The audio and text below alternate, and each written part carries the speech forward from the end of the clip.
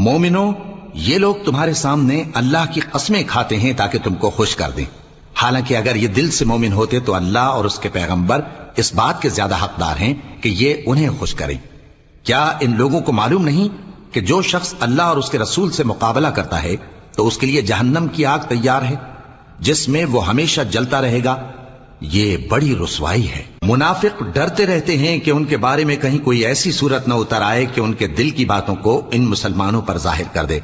کہہ دو کہ ہنسی کیے جاؤ، جس بات سے تم ڈرتے ہو اللہ اس کو ضرور ظاہر کر دے گا، اور اگر تم ان سے اس بارے میں دریافت کرو تو کہیں گے کہ ہم تو یوں ہی بات چیت اور دل لگی کرتے تھے۔ کہو کیا تم اللہ اور اس کی آیتوں اور اس کے رسول سے دل لگی کرتے تھے؟ عذر مت پیش کرو، تم ایمان لانے کے بعد کافر ہو چکے ہو۔